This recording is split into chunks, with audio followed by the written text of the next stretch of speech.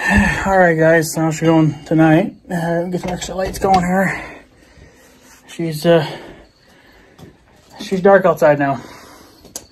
So, yeah. So, I'll give you guys a little update on the farmall. I'll insert a short little video here. I took, this is, I don't know, a few days ago or something. I took it and just showing that I had pretty much everything put back together like it should have been. And for what? Well, this tractor has the electric start too, which, you know, is 6 volts, so it's not the greatest thing in the frickin' world, but it helps. It's better than hand cranking it, which we kind of did a little bit of too. A little bit of hand cranking just to kind of check for spark and stuff, but it from the way it sounds right now, it's not going to happen. It's not going to run this year because we think cylinder one's completely dead. There's nothing even there. And then cylinder 4, it's a little bit on the weak side. Cylinder 2 and 3 are pretty strong, but cylinder 1 is just, there's nothing there. There's no pressure built up. And because my uncle had a pressure gauge, but I don't know, it wasn't working quite right. So we did the old plug it with your finger, you know, and then if you feel pressure on it, well, then you know there's something happening. But cylinder, like I said, 2 and 3 are pretty strong, but cylinder 1 is completely dead, even after being soaked in oil for years, pretty much, you might as well say. It didn't bring him around. I don't know what you could do to bring him around besides a complete rebuild. I know that there's some stuff you can buy online. It's pretty much like, it's like liquid, you know. You could just pour it into the cylinder and then let it sit for a while, and then that should supposedly bring them around, but I don't know. You know, I don't know if that would help any. I mean, it wouldn't hurt to try it. Maybe it would bring them around a little bit, so I don't know. But we decided just to pull start it, because that's really the only fastest way we could get that engine to spin. And because hand cranking was just too slow. The starter, it starts, but I mean, it turns the engine over, but sometimes you'll get it where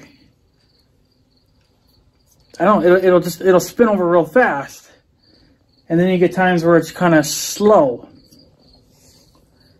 So, and well, it's not going to really fire if it's slow, but then when we were trying to fire it when it was spinning fast, at the time we were having other issues that we were trying to figure out, you know. But I don't know. It's not going to run this year. It's I don't know. I forgot to put my, whoops. I would have to,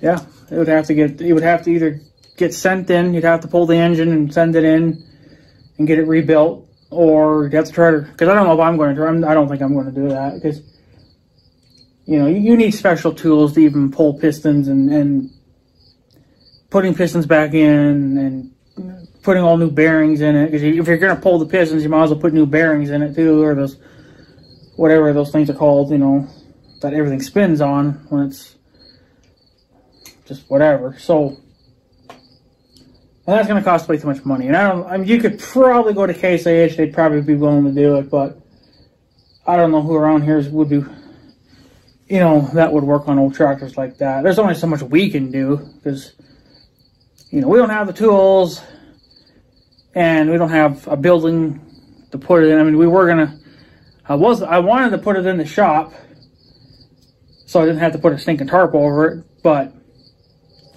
it just, yeah, so it just never happened. So, which, ended up being for the best anyway, because now Big Red spends his time back here. So, I don't know. So, I also did get some new chain for the chainsaw. I got 2 of these. We tried them out a few days ago too. They work pretty damn awesome. So, a lot better than the old one. The old one's laying on the floor there. So, but yeah, just trying to get that. And now we were pole starting it. Now pole starting was helping it, because we were able to turn it over faster, which I didn't like doing really, because the transmission probably has no oil in it. But I had no choice. We have to know if the engine's going to run or not, and it's not going to run. So, and that tractor sat most of my life, and I'm 30 now. So, but it was running when I was a little kid, and I mean a little kid. So that's pretty much how long it's been sitting. And then a few years ago, we pulled it out. You know, I was thinking that we were going to get it running again, but since it just sat and sat and sat and sat, you know, it just, I don't know. I just don't understand it, how the grain truck sat longer than the tractor, and I did very little work to the grain truck to get it to run, and it runs perfectly fine. And then the tractor was sitting in a building. Of course, now mind you, the roof did cave in eventually, and then it, you know, rain and stuff was getting in, but it had a rain cap or a can on top of the exhaust pipe, you know, and stuff like that. But, you know, there's a lot of little areas that I can get into. So, I don't know. And then we decided to pull the spark plugs back out to see if maybe they were getting too wet. They're getting a little bit damp, but I don't think it would stop spark. And we know it wasn't stopping spark, because there was a time or two that one of the pistons would try to fire, but it's just the fact that they're not all firing, so then therefore it's not going to run. It needs all 4. You know, I don't think it's going to run on 2, and then the other 2 just kind of, you know, one's dead and one just kind of limps, you know, so it's not going to run very well, if at all. It's not running at all, so I'm not really sure what more I can do. I mean, you need the money, first of all. So really even trying to find somebody that would be willing to work on it, you know, it's going to cost money. Now, Case might be willing to do it, you know, because they are an IH dealer, but I don't know if they're willing to work on anything this damn old.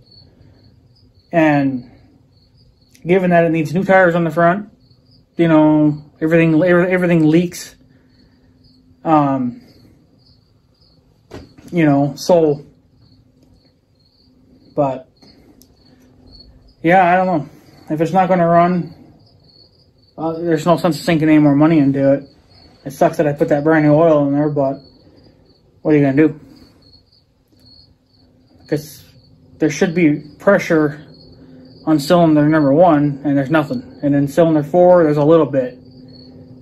Cylinder 2 and 3 are going strong, which is kind of surprising, because I think it's cylinder 3 that's the crappiest out of them all. That was the one that had all the shit built up in it. I'm pretty sure of it. It's either cylinder 2 or 3 that had it, but, I mean, all the rest of them were fine. Cylinder 1 was alright, you know, it's pretty good, actually, and then cylinder 4 was pretty good. So, why number 4 is kind of laggy, I don't know, but she's not happy. So, you know, like I said, we were pulling it around out in the field even, just so we could have a good place to run it, you know. And it was popping and banging and smoking like crazy, and you know, we gave it ether a few times to kind of give it some help, and it just, you know, and there was times that it was getting pretty hopeful that, you know, it would fire up and run on its own, but it's just, the tractor's weird. It's like it'll try, it'll do its damnedest to start, and then it kind of just gets into a leggy point where it just kind of like gives up, you know, it just stops. And then you pull it around for a little bit, and then it comes back around again. It's you know, so why, I mean, it probably would fire, but I think the cylinders would need to be rebuilt, or the O-rings would have to be replaced. I don't think they're wore out. It's just the O-rings on it are not coming around. So therefore all your compression is just being dumped in cylinder 1. It's not even doing anything. It's seeping in between and it's not firing. So in the number 4, well, it might try to pop up on that a little bit, but it's not perfect. 1 and 4 are, well, number 1's completely out. There's nothing there. And then number 4 is iffy. It's there, but it's weak. And then number 2 and 3, they're strong. So I think the farmall's done for this year. It's too late now to be doing anything else and to be buying parts. And it gets so dark early. I mean, it's dark by 8 o'clock here now. It's freaking crazy how much, of course, I mean, we are in September, but God, I just freaking hate it because you know, you have to start earlier in the day if you want to go for at least a couple hours. And then once the sun hits the tree lines, lights are out instantly. You know, it's quick. So we were running around in the field there, made a couple of rounds. I had my lights on the tractor, pulling it with the 15, and I'm pretty sure my uncle's blind now. But I always tell him not to look into those lights, directly into them, but I can't see where I'm going because you know, I gotta have my lights on so I can see where the hell I'm going, but you know, it wants to. I mean, cylinders 2 and 3, they want to because it's popping off really hard. So, and it's puffing so hard that it's shooting flames out of the exhaust pipe at times, or well, the header. It doesn't even have a muffler on it, but I don't know. And even when we were using the electric start, you know, there was a couple times that, you know, one of the cylinders popped a little bit, but it did way better when we were pulling it around, but it wouldn't catch. So at this point, I'm pretty much saying that cylinder 1 is what's stopping it, and cylinder 4 is, you know, slowing it down a little bit even more. I think if cylinder 3 or cylinder 4 was all right, I think it probably would have run on at least 3 cylinders. Cylinder 1 might come around eventually if it gets hot. And everything was getting nice and hot because obviously we were dragging it around for at least an hour, you know. So, but it sucks. So, I have to, I don't know. Because the way things are going right now, I don't really have time for it. It hurts. It sucks. Because I remember obviously being on it when I was a little kid. And obviously I want to go back down memory lane again and try to remember, you know, get that feel for, you know, what the grandparents went through, the great-grandparents when they were driving it. You know, try to see things, I guess, from their eyes, I guess. I don't know how to explain it. I just want to, you know, go back down that road again, but I got to with the grain truck at least. I mean, that's a super good thing. I think the grain truck's becoming more priority now anyway. I think, you know, it's just not going to happen with the tractor. I think I'm just better off investing my money into the grain truck. It needs obviously new tires on the front. It needs new tires all the way around, but I think the front should be good for now. But the way things are going right now, I don't think I'm going to have money for even that. So I did drive the grain truck once already this year out in the field. Took it around a little bit. I think I did get it on video, but then it ended up being too long of a video, and I just didn't feel like editing it. So yeah, but it hurts. It sucks. But what are you gonna do? She's been sitting for too long. That's the fucking problem. If my uncle would have done at least the right thing and maybe went out there at least once a year and turned it over, even just by hand, you know, or maybe even just lubricating the pistons every now and then, just throwing some used engine oil in it once a year or something, you know, it probably would have kept them going. But I guess obviously when people don't have a use for their stuff, then it just sits and rots. But even if you don't have a use for it, you should at least run it a little bit or keep the engine moving, you know, even if you don't actually physically run it, just turn it by hand and lubricate the pistons every now and then. And make sure it's in a building that doesn't leak don't keep it outside because then you're asking for trouble. So, but the combiners are going pretty hard. Beet harvest and wheat harvest has already started. Should actually go out on the highway there and pick up some of those beets that fly off the trucks. I think our cows would actually like to eat that. Chop it up a little bit and give it to them. So, still can't find my jump pack thing. I don't know if I told you guys that or not, but I lost my jump pack thing for Big Red. I have no clue where the hell it went. I've been everywhere. I even ran over to North Dakota, checked some of those fields. Well, I checked all of those fields. You know, where I knew I drove the most. Couldn't find it anywhere. So it's got to be in our field somewhere, but where, I don't know. I've checked all the areas where I thought it would have flew off. You know, where it's either the bumpiest or I'm hanging on for dear life on an angle. You know, it's just... I've checked pretty much everything. So I don't know. So that's fucking $70, $80 down the fucking drain. That's what really pisses me off. But I'm gonna maybe try to invest in, I think they're called carry bags or pouch bags or something. I don't really freaking know, but they mount on the fender here. I think you can get one for each side or whatever. But they mount on here somehow, and then you can put stuff in it. And it actually has a thing on it where it keeps everything safe. So I may have to do that, because I'm sick and tired of losing my shit. So, and I did save one thing. Of course, I got to clean it up. I probably won't get to it this year, but I found this couple of these old oiler cans, and this one is made. It's got Eagle written on it. I think that's an Eagle. E-A-G-L-E. I'm not sure what company that is. The only reason why I saved it, well, obviously I'm going to clean it up and see if I can use it. But I noticed that on the tractor, the little farmall, it has a lot of oiling points on it. They're not, a lot of them are not grease points. They require like engine oil or something. So, like even the starter, it has like a little flip-up door on it where you can shoot a little bit of oil in. That's obviously, I guess, for like the bearings or whatever in the starter. But yeah, so, but there's a few other points that had that too, but given that this tractor's not going to run, I'm probably not going to be in too much of a hurry to get that can going. But even if the can don't work, I'll clean it up the best I can and I'll put it on a shelf or something for looks. We got another one like that anyway, so it's not going to really matter, I guess. But yeah, but I guess that's pretty much it. I don't know what else to tell you guys, but she's going to be a no-go for this year.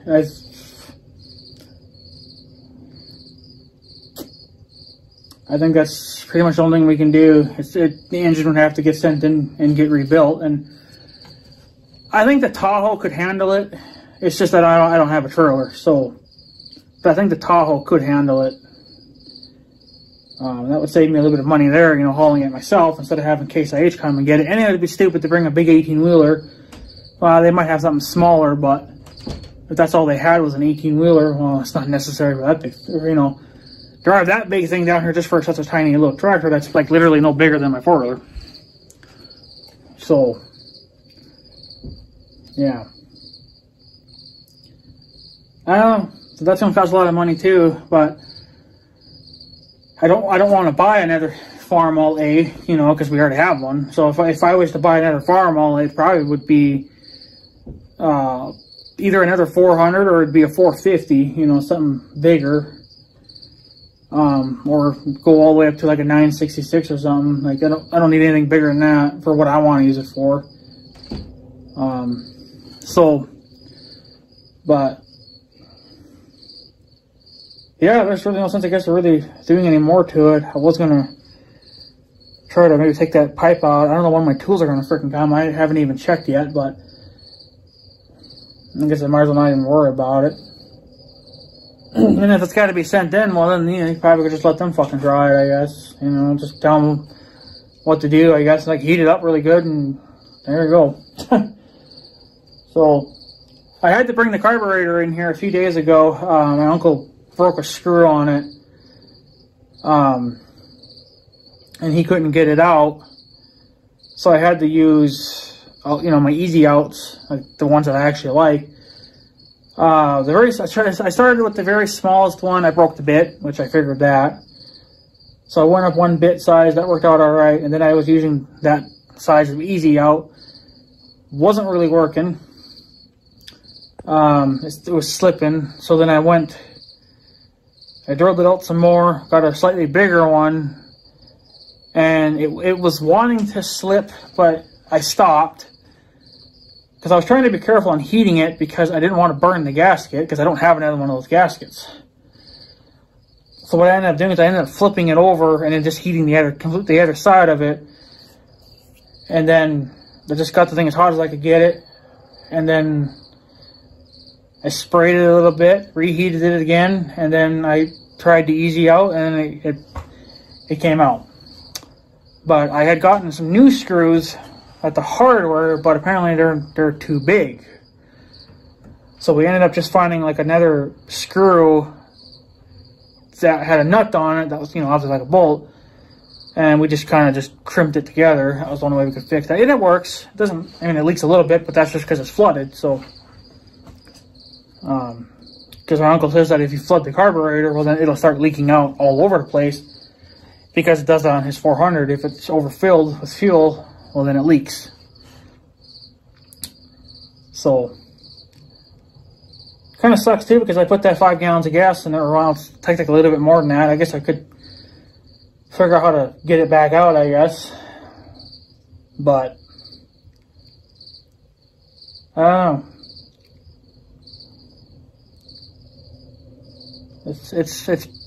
don't know. I don't know. I don't know what more I can do, really. I mean, I was maybe thinking maybe ordering that liquid stuff that is for cylinders. Supposedly, if you pour them in your cylinders, it's a liquid. Supposedly, that can bring pistons or the O-rings back around on your cylinders or your pistons, whatever you want to call them. So, but there's, again, that's like a 50-50 chance of even working.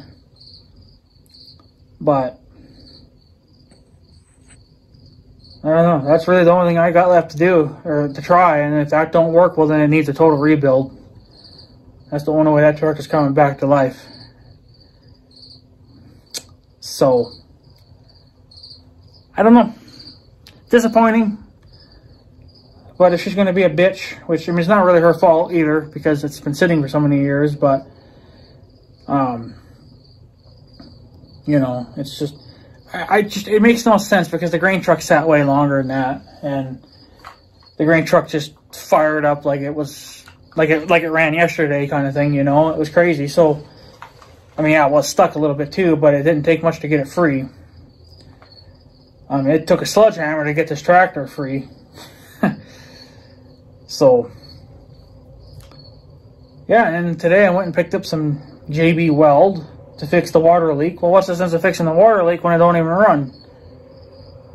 So,